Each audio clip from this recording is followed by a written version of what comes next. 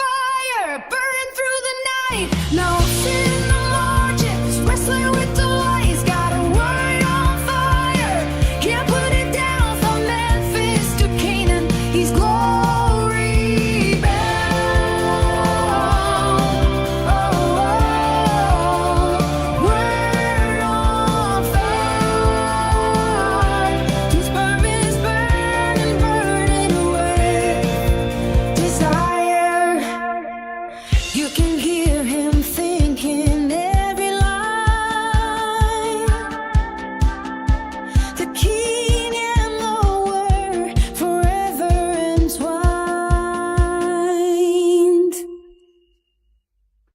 Thank you all for gathering here at Hillbilly Cat History, where we remember together and listen for the echoes.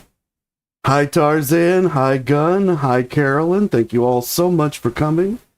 And I want to give a special shout out to the channel Elvis History and Terry. Terry, I saw you give me a shout out over on Louie's Live. Thank you so much. I appreciate it. And now we're going to get started by looking at an artifact that I can't remember if we've looked at this one before. This is our 33rd episode in this Spiritual Quest series. So we've looked at somewhere around 25 to 30 artifacts. I don't remember specifically how many. But these are all religious artifacts tied directly to Elvis that talk about how he spread the word to others.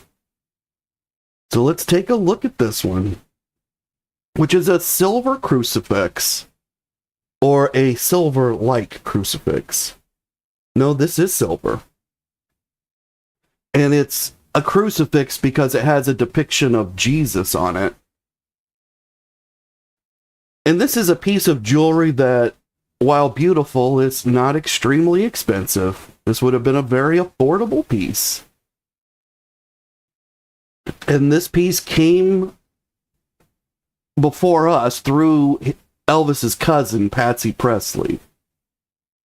Patsy and Vernon, Elvis's father, after Elvis passed away, they went through the house, and specifically Elvis's bedroom, and they secured a lot of items that they felt might potentially walk off by themselves.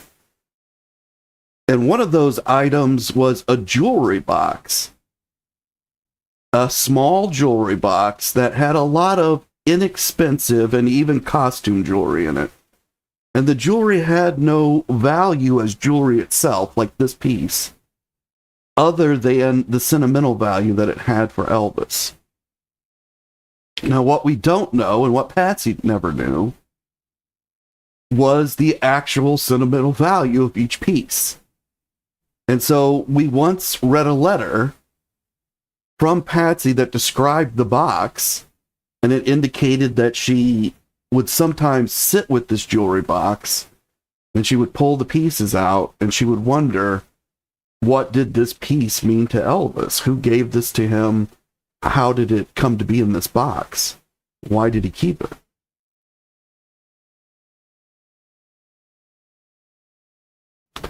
So eventually, in the early 80s, in 1988, Patsy sells this particular jewelry box to a collector.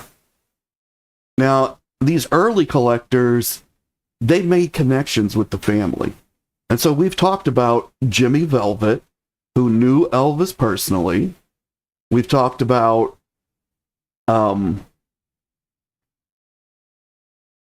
now his name pops out of my head, but it was the man we discussed yesterday who had another museum. I'll think of him in a minute. But we've looked at other people that have collected items that are connected to Elvis. And they did this through becoming friends with the family and with the friends of Elvis and the people that worked like at Graceland and other places for Elvis. And this particular man was named Tom Salva, and the letter that we read, it was addressed to Tom. And Patsy, she spoke to Tom in the letter as if she had known Tom for a while. And Tom wrote a letter about this specific piece.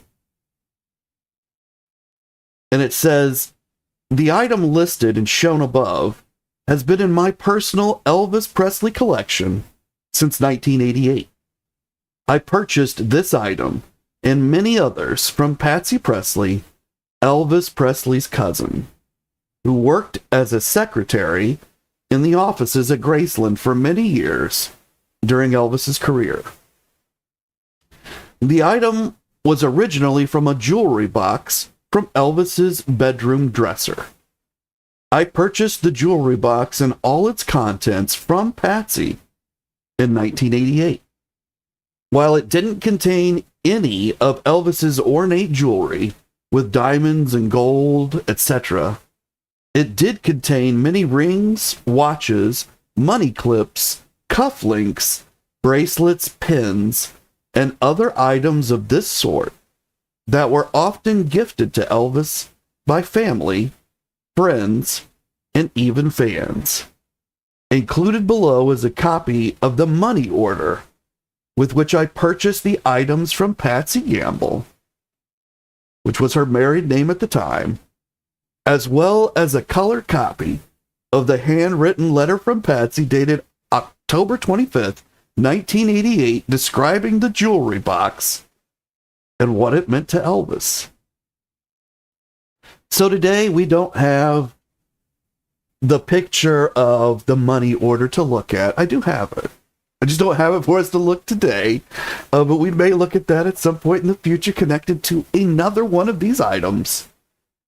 But that lets us get to know Tom Salva a little bit. His name is connected to hundreds of Elvis items that run through the auction markets. He is another big name.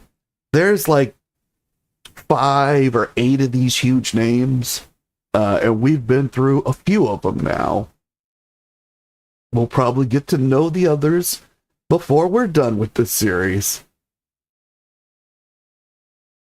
And this crucifix, it is, I do not have this in centimeters, but it is 1 3/4 inches by 1 3/8 inches. So it's not gigantic. It's a fair size for a pendant, though. And the chain measures 24 inches in length. And now I've got an artifact that is not, it is linked to this crucifix. And it's from Tom Salva. And it's a letter that went with another item from the box. But it's got some interesting information, so I thought we'd read it together. And it says, from the desk of Tom Salva, I, Tom Salva, have been an avid Elvis Presley fan and collector since my teenage years. Immediately after Elvis's passing in 1977, I began to collect authentic Elvis memorabilia. My personal relationships with the inner circle members of Elvis's life included Elvis's double cousin, Patsy Presley. Knowing these individuals placed me in a position to acquire numerous personal items gifted to them by Elvis. Because my acquisitions were in the late 1970s and continued through the 1980s, I was able to purchase memorabilia during a time when there were no concerns about fake and forged items, as they were non-existent.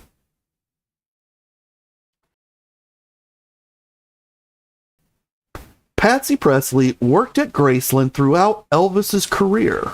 When Elvis passed, Vernon requested Patsy collect personal possessions from Elvis's bedroom and office for safekeeping, as there was a concern items would be taken, as multiple people had access to Graceland at the time, including Elvis's Aunt Delta. Vernon became ill himself soon after Elvis's death, and of course would pass on in the summer of 1979. This paragraph implies that perhaps Elvis's Aunt Delta was the one that was taking items from Graceland. Now, I find that to be disingenuous. I don't think that's true in any way. And I kind of wonder if Delta disliked Tom Salva, and that's why he put this in here. I've never run across anybody else who's ever implied that Aunt Delta acquired any items that were not hers. Now, there are many items that are on the auction markets that are connected to Aunt Delta that were Elvis's. She insists that Elvis gave them to her, that as her nephew, he gave them to her as a family gift. And these are items like clothing and minor pieces of jewelry, kind of like this one. And she had a copy of the Impersonal Life and things like that. Nothing that would seem as if Elvis did not give it to her, right? It's the kind of things he gave to everybody.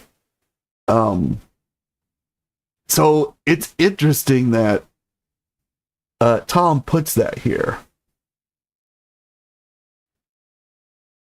And then it says, I consequently purchased numerous items from Patsy Presley throughout the 1980s, including an entire box containing multiple pieces of jewelry, some most likely gifted by fans, personal items such as credit cards and ephemera.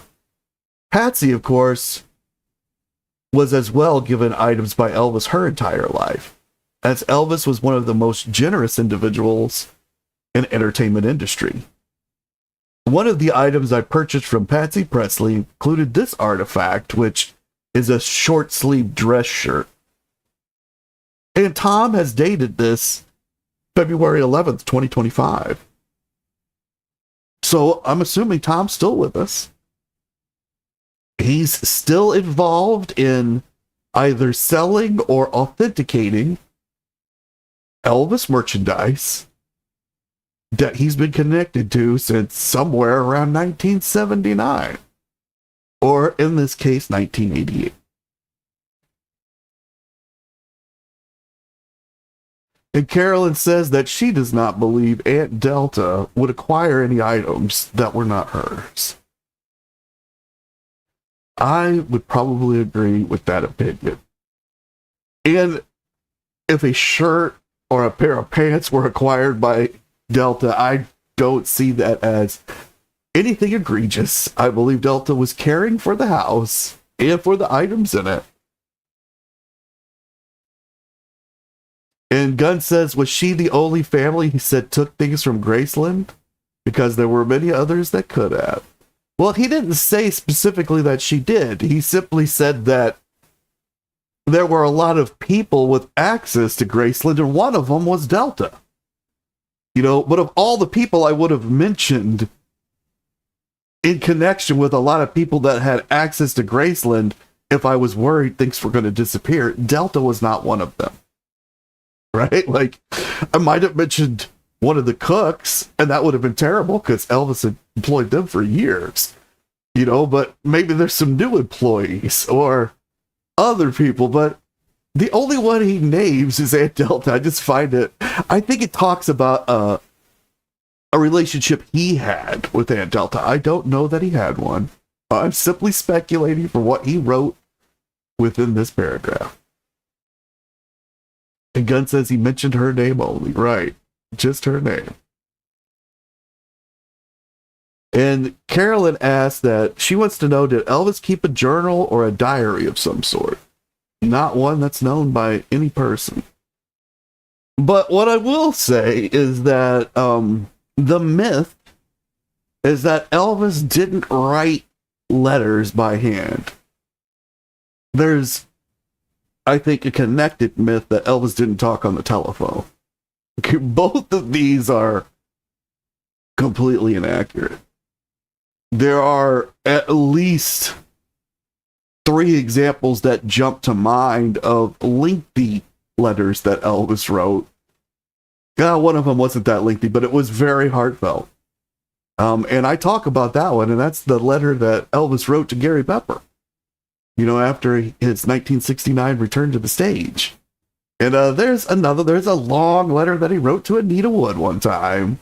And there's some other letters. So this idea that Elvis didn't write letters, I don't think it was common in the 60s and 70s to write letters. People were moving to the telephone, and Elvis was a telephone guy. And Elvis did talk on the telephone a lot, no matter what anyone says. And he had tons of telephones that we can look at to prove that. So in the same way, did Elvis write his thoughts down? I don't think that Elvis kept a journal per se, but what Elvis did keep was the notes that he wrote into the books, because he repeated those notes into other copies of the books. So I think that if you could find the original book that Elvis read, of whatever volume it is that you're looking at, if it's the first one he read, all of those notes, those are his journal.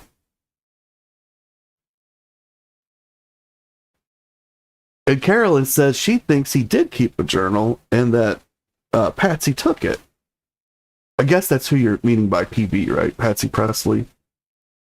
Or is that Priscilla took it? I think if Priscilla had took it, it already ended up on the auction block, no matter what it said about her. And Gunn says that Tom, he probably didn't like Delta.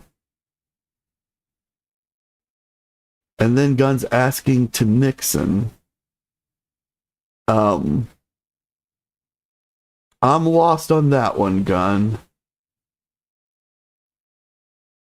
Ask me that one again.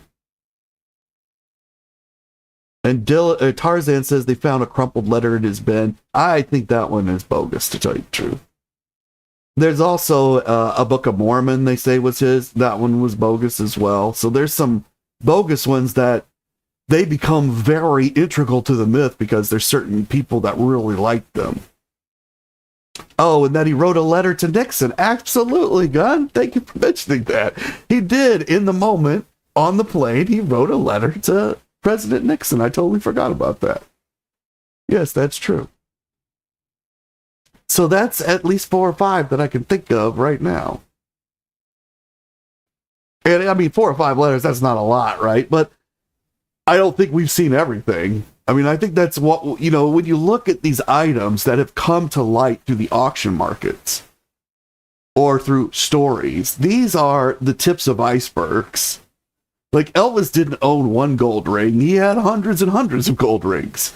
According to Larry Geller, Elvis gifted away hundreds of copies of the Impersonal Life, but we've only seen maybe 10 out there on the auction markets.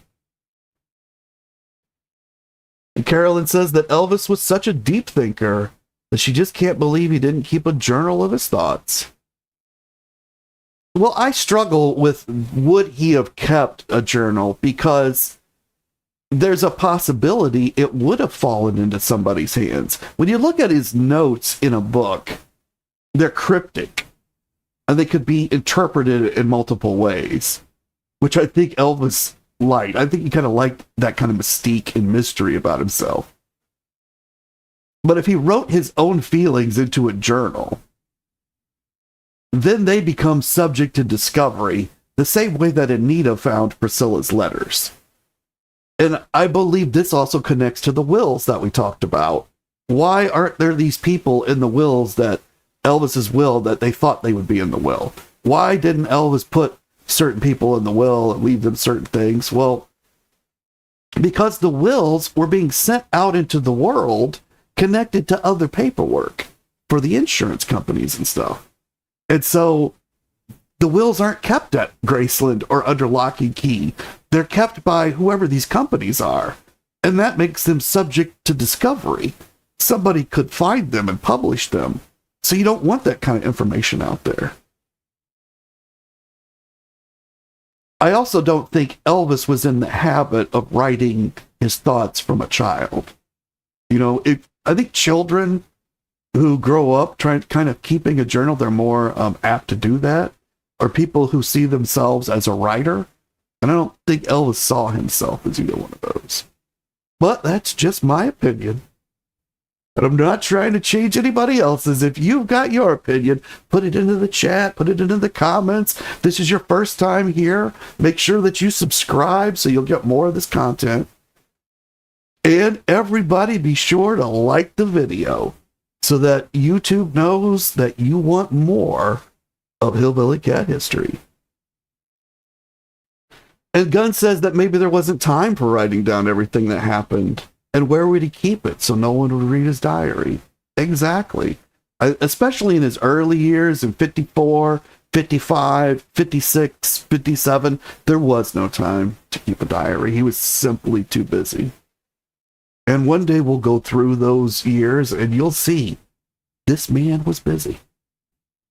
But for now, let's return to the spiritual text that we're looking or walking through today, which is the end of chapter 6 of The Impersonal Life by Joseph Benner. And Carolyn says, I guess I just wish he would have kept a journal. I love that man so much. I want to know his deepest thoughts, I just can't help it. I think that is a very real desire by lots and lots of Elvis fans. But I think that we are getting much closer to his deepest thoughts and his inner heart as we walk through these texts, because he read these words and they meant something to him.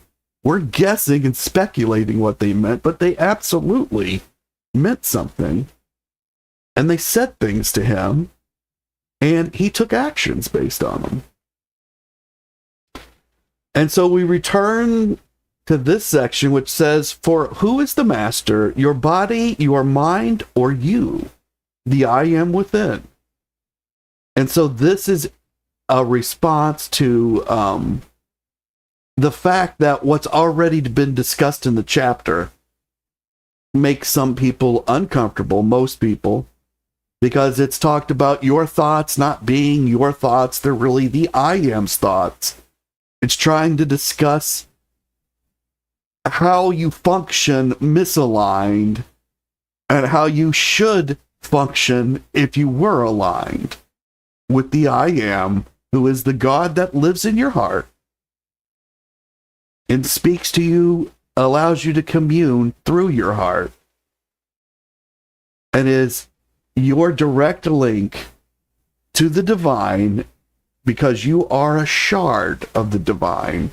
We're all part of a larger unity, according to this book, which reflects massive portions of Christian theology, but there are extreme differences in certain parts.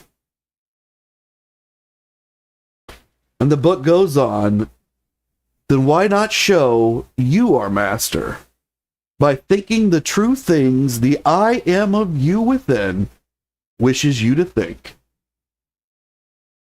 So the book puts forward the idea that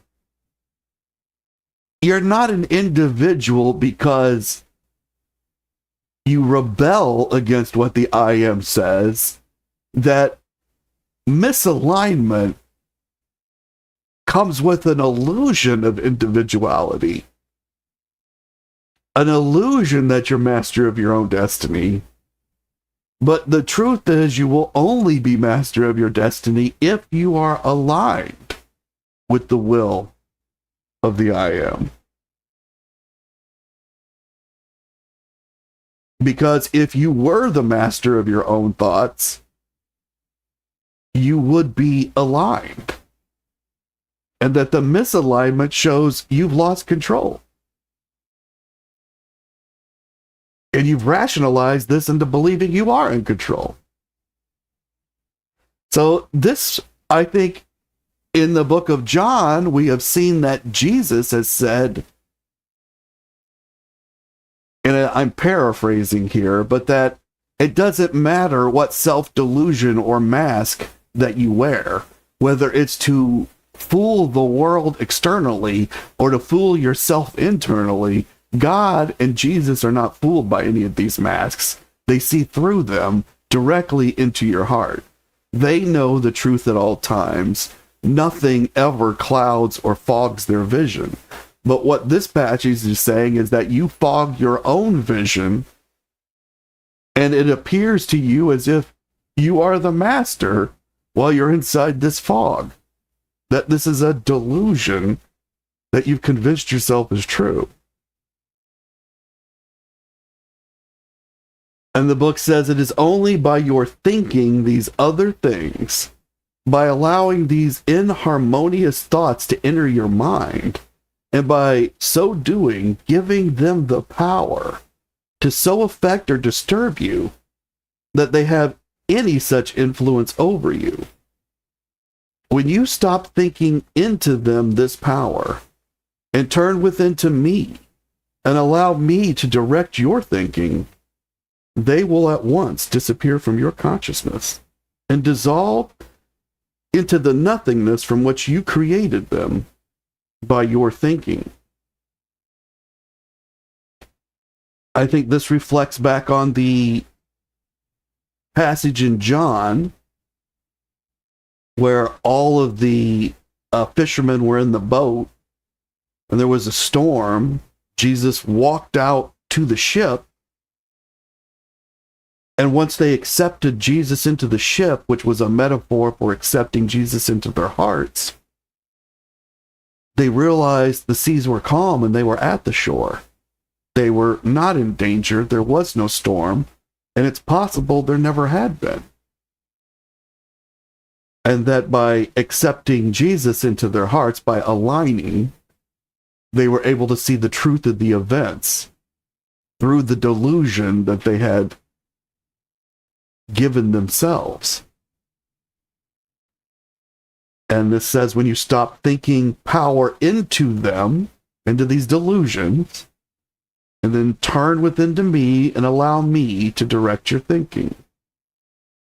This is another statement of be still and know I am God. With the be still, you can think of as stop struggling. That these thoughts that are not aligned are struggles. They're thoughts of struggle.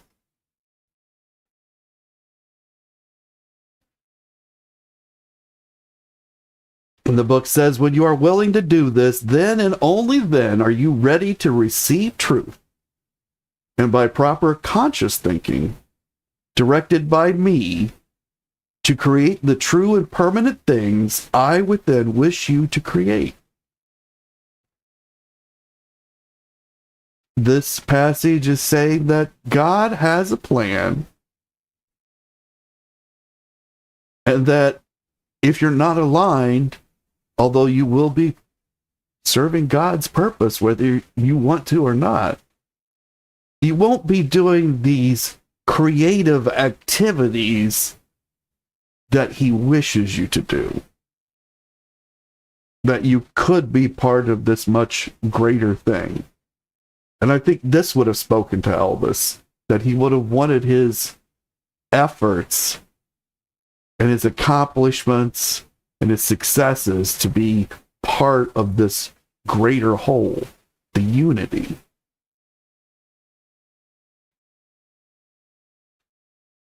And the next passage says, then you can thus distinguish the true from the false, the real from the seeming. Your conscious thinking will be as potent to create all things you desire as has been your unconscious thinking in the past, and creating those things you once desired but now find obnoxious. There's an implication in this passage that once the veils have been lifted from your own eyes, that you will see greater things in store for you, and what you were accomplishing will now seem minor, perhaps frivolous, not in line with what you want to now accomplish, possibly selfish. I think that Elvis would have looked at this passage and he may have reflected on the early recordings that he did in the 50s, from 54 through 59, before he came back from the army in 1960, that these would have been perhaps frivolous songs. I see them as celebrations of youth. But I think that Elvis in this moment may have seen them as frivolous, and that they did not sing the glories of God or bring anyone to the light like he now wants to do. That these were wasted efforts, they weren't wasted, but I can see how he may now look back at the older songs and see them as obnoxious. And we might see this reflected in the fact that when he begins the live shows in the 70s, he sings these songs, but typically as a medley, not as single songs. That these songs become kind of condensed and mushed together as a celebration of the past. But he also moves through them quickly to get to the current and the meaningful material that he wants to put out there. At least that's the way I interpret what he's doing in the 70s with the 50s songs. You guys might feel different. If you do, let me know in the chats and in the comments. And then the next passage says, "For it was by your unconscious thinking, or thinking unconscious of the control your desires exercised over your creative power, that your world and your life are now what you sometime in the past desired them to be." So this part of the book is saying that you live in a reality that you have created. That's how powerful your thoughts are, even when not aligned with the Almighty.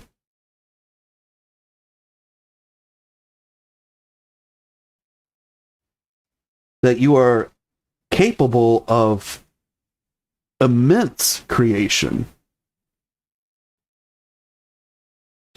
But this book has already told us that we make our own realities. And so this is a restatement of that. And the book says, "Have you ever studied and analyzed the process of the working of your mind when a new idea fertile with possibility appears? Have you noticed the relation that desire bears to such an idea, and how through thinking that idea is finally brought to actual fruition?" These passages are saying, have you studied your creative process? Have you mapped it out? Have you given, can you tell us what the steps are? And have you noticed that there's a relationship between your inspiration and then your need to follow through on that particular inspiration, and then the actual birth of the effort, whatever it is that you've created, the creation. And it says, let us study this relation and process. So wants to dive into this. And it says that there is always first the idea, not considering at this moment the necessity or occasion for its appearance. And it matters not where the idea comes from within or from without, for it is always I who inspire it, or cause it to impress your consciousness at the particular moment it does. This chapter's already told us that inspiration all comes from the I am. And the first step is the I am inspires. And the next step is then, just to the extent that you grow quiet and focus your attention upon the idea, stilling all the activities of your mind and eliminating all other ideas and thoughts from your consciousness, so that idea can have full sway, do I illume your mind and cause to unfold before your mental gaze the various phases and possibilities contained within the idea. This paragraph could be summed up into a single word, and that word is focus. And it does use the word focus one time, but this is focus. You can't have anything else in your mind if you want to create. You've got to focus on the one idea. There's also this thinking here of being still, which is be still and know I am God. So you've quieted your mind to allow yourself a workspace, a large enough workspace for your idea to grow, and that you'll be able to, twist it around in your mind as you need to shape it to where you can bring it into reality. This is also connected to the idea of meditation, which it's told us about many times.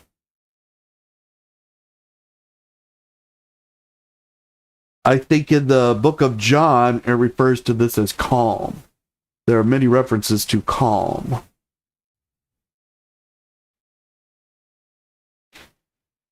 And Gunn says to make our own realities isn't always possible.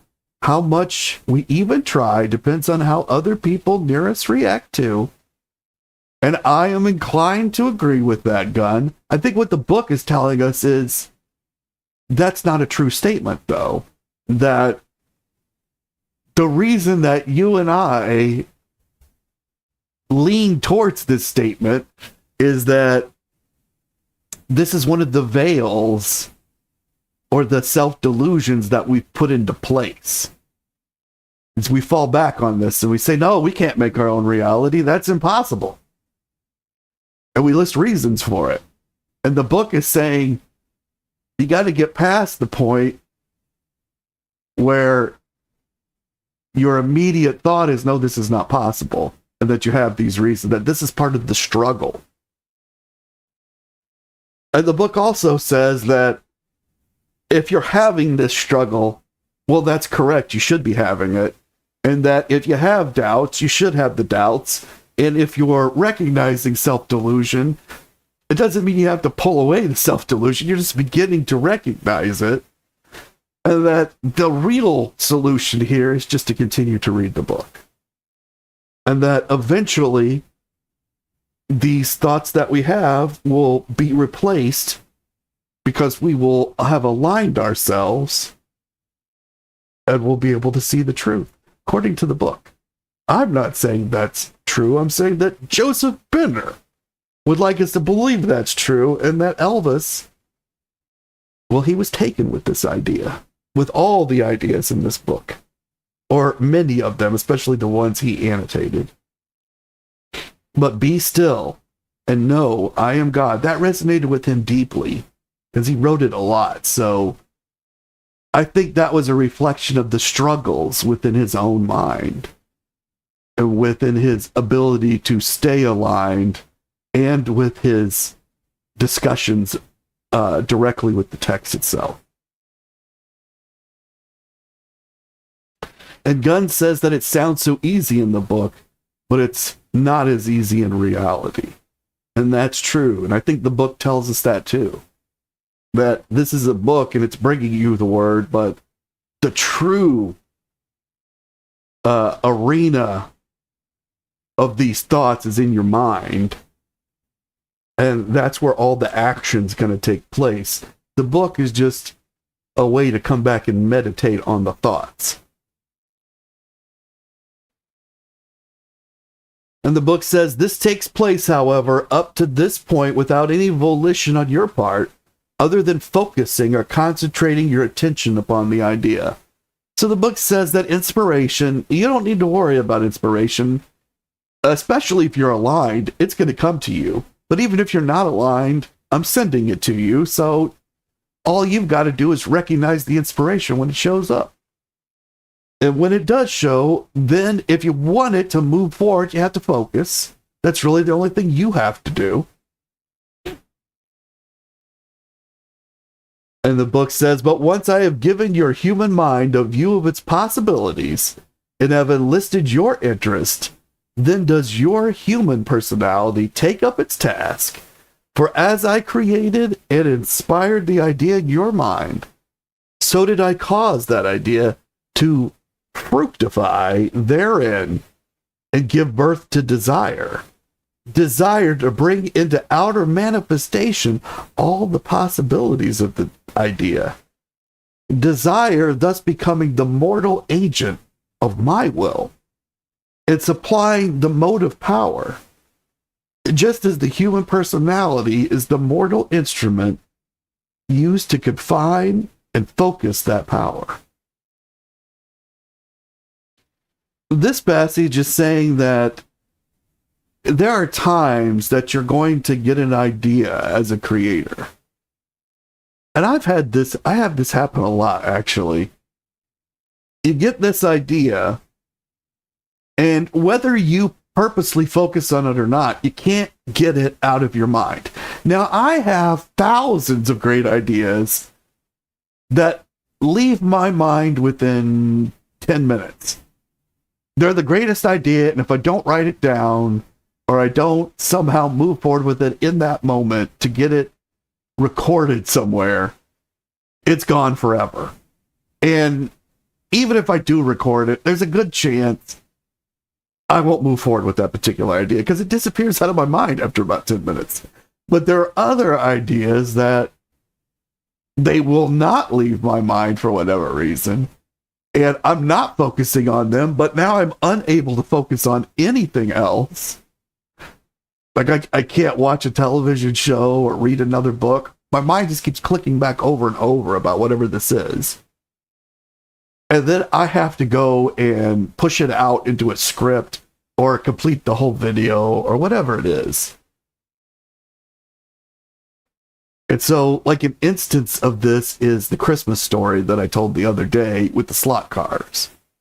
Like, that whole idea birthed itself, like, the day before.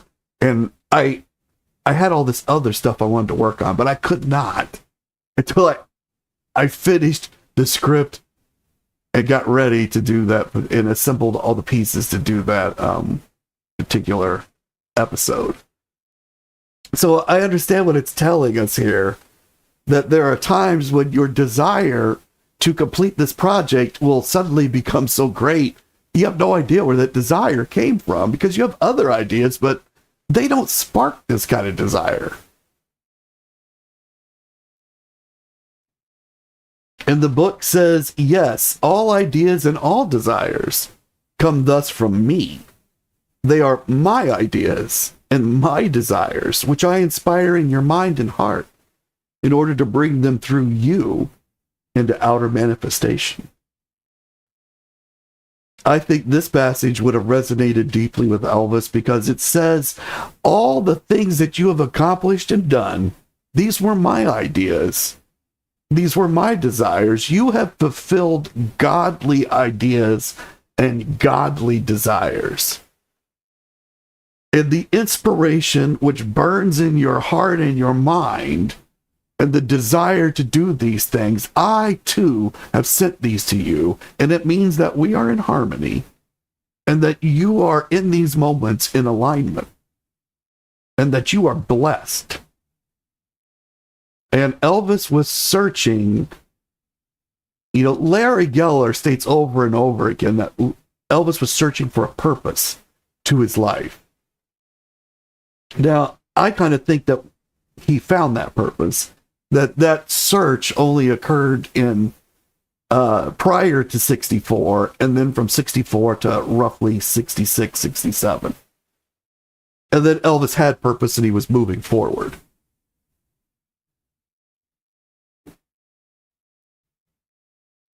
And so I think Elvis would have found in this passage that even his previous things that he had done unconsciously, they still served the Lord. And they still served what he found to be his ultimate purpose, which I think was to spread the word. And I think even when he was searching, he goes and he talks to some other people about doing some things other than being a superstar. But all of those things were connected in some way with a spreading of truth. And Gunn says, do we think Elvis succeeded fully in creating his own reality? And what do we think he thought of himself? Well, I don't know if he fully created his own reality, but he absolutely created more of his own reality, I think, than most other people.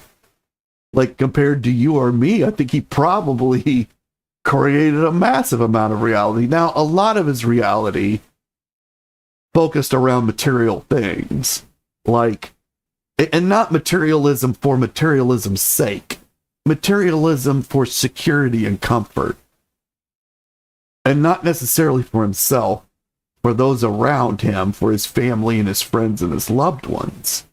But if you think of it in those terms, that I think he had three major desires, but one of them was to care for his mother. With his mother gone, his family and friends become the stand-ins for his mother, and he cares for all of them. And he does this for his entire life. So in that sense, he does create his own reality. He changes from being a penniless boy who could care for no one, who had a dream to care for his mother and his family, and he extends that dream to caring for literally hundreds of people. And Gunn asked, did Elvis live the reality he wanted? And I think, again, in that sense, he did. That the reality that he wanted was to be this provider, this protector of his clan. And he created his clan, and he protected them. Now, many of them, I think we could argue, did not appreciate what he did for them, or appreciate fully, especially in the moment, what he was doing for them. But I do think that he did create that reality, and he kept it running a long time. And I think we could also look at 1968. We know that in 67, Elvis is done with these movies. He's done with it. He's created this reality where he makes a whole lot of money. But to do that, he's had to do these movies. So he didn't have complete control over the creation, but he did create this reality of being the highest paid movie star in Hollywood. But it's not what he really wanted. And so he did, but it was at the moment, this might have been his unconscious thinking. And during 64 through 67, when he begins to consciously think, according to the book, and he begins to move his focus to spreading the word, as we've seen with the album, How Great Thou Art, which we could compare to his first gospel album, but we would see that one was made to please his mother. So this one is more about spreading the word, I believe. From his own search, he's found this is what he wants to do. But he also wants to get out of these movies. He's contractually obligated, so he can't do it immediately. But the next deal the Colonel works out includes a television special, and Elvis uses the opportunity of the television special to catapult himself back to live performances. So in those sense, again, he did create his own reality. And that, in that moment, was the reality he wanted. Was it an unconscious thinking reality, or was it a conscious thinking reality? I think it was more about conscious at that point, but we could definitely argue that. And that brings us, I think, to the end of today's episode, where we've gotten really deep, I hope, into the mind of Elvis Presley, or what he may have been thinking as he read this book. We've still got some more of Chapter 6 to go. And right now, we're going to go out on a song. I'm going to do White Cross Shine, because we were talking about crosses. And until I see you all again, let me first thank you all for coming and give another shout out to Elvis History. Be sure you all check out the channel, the YouTube channel, Elvis History. And until I see you guys all again, keep on taking care of business. This is White Cross Shine.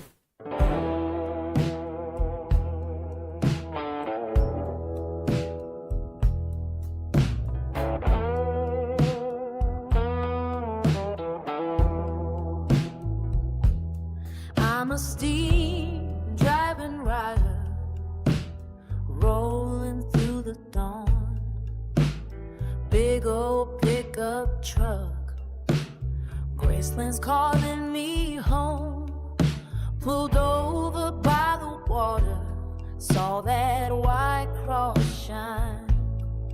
Missed it cold in the sunrise, felt the spirit in my mind.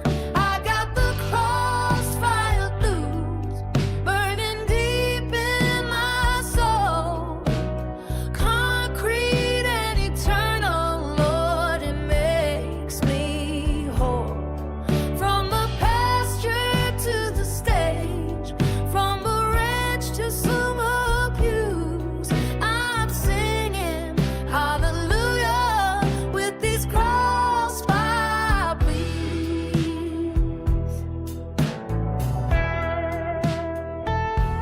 Sat down in the dry grass, hands folded on my knees, peaceful as a prayer, like a good omen breeze. Family by the fire, friends gathering round.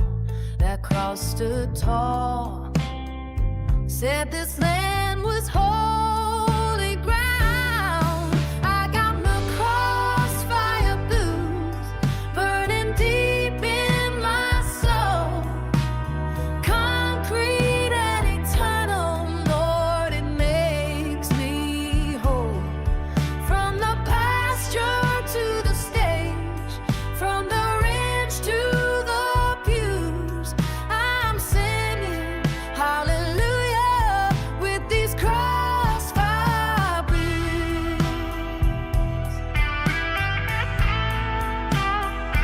Gave a scar to a child, but the world tore it away.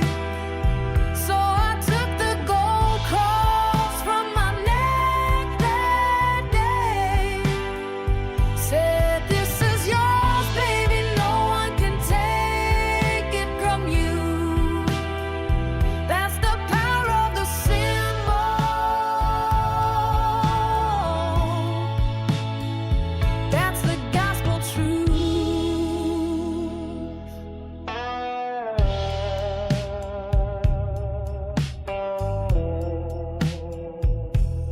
Diamond lost in the dust, Priscilla by my side, but the cross kept shining, gave me peace